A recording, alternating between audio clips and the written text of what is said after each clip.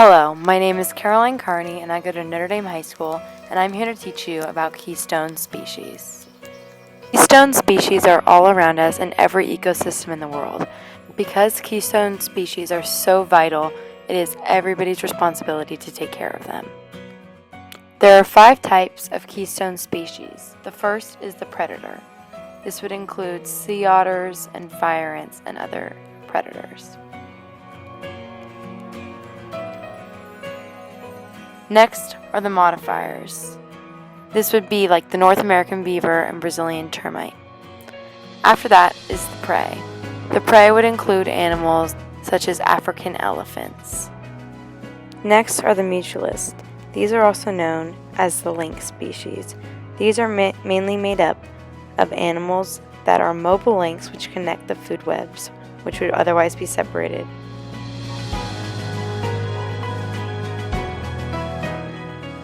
After mutualists, there are the hosts. The hosts are mainly made up of plant life, or organisms that sustain and make their own food.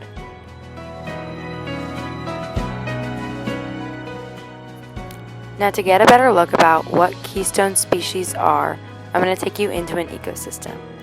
So say there is a food chain, and the wolf is on the top of the food chain. The wolf feeds on elk, and the elk feeds on grass.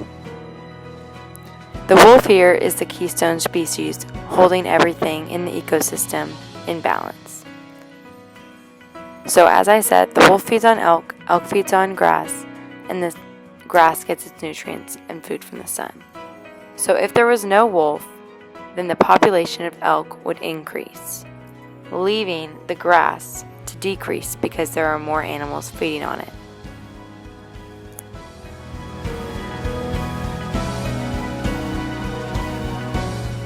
Now, as a result of the decrease in grass, then elk would also have to decrease out of competition and the fight over food. So, the wolf here is a keystone species because it keeps resources in check in the ecosystem.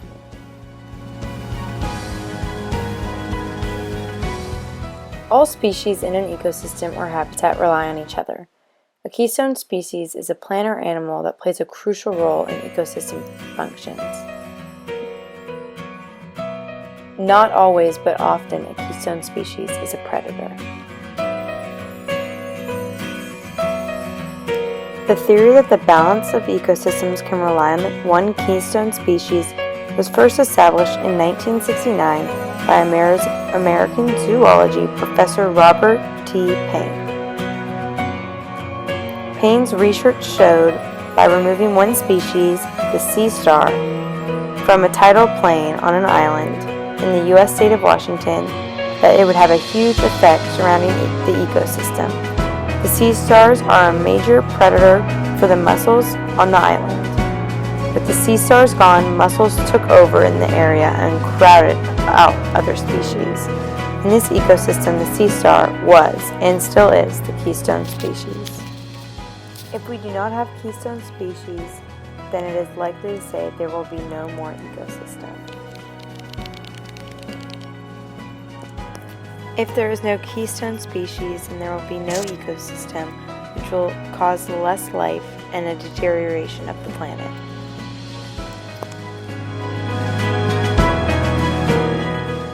If the ecosystem becomes unbalanced, then competition will rise among the animals in the ecosystem.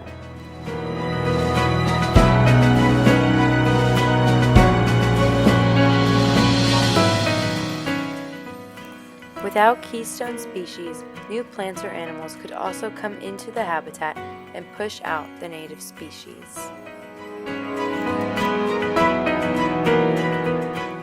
The most well-known example of a keystone species are the sea otters in the Pacific Northwest. While the sea otters are mainly known for their cuteness, they are a necessity for the ecosystem in Monterey's Bay. The sea otters in Monterey's Bay feed on sea urchins, and sea urchins feed on kelp.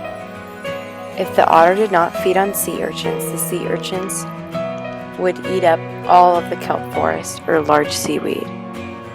The kelp forest is important because it is used as a major source of food and shelter in the ecosystem. Some species of crabs, snails, and geese depend on the kelp for food, and many other types of fish use the huge kelp forest to hide from their predators. Without sea otters to control the urchin populations, the entire ecosystem would collapse. This chart will demonstrate what would happen if the sea otter population decreased. Let the blue line represent sea otters. Say there was a decrease in sea otters. Let the pink be sea urchins. The sea urchin population would thrive, and then the green line, which would be kelp forest, would follow the sea otter's pattern and decline, until finally the sea urchin population has to decline because of lack of food from the kelp. The lesson to be learned is to preserve our ecosystems. Our goal is to keep our keystone species alive and well and prevent extinction, to keep our ecosystems thriving for us and for generations to come.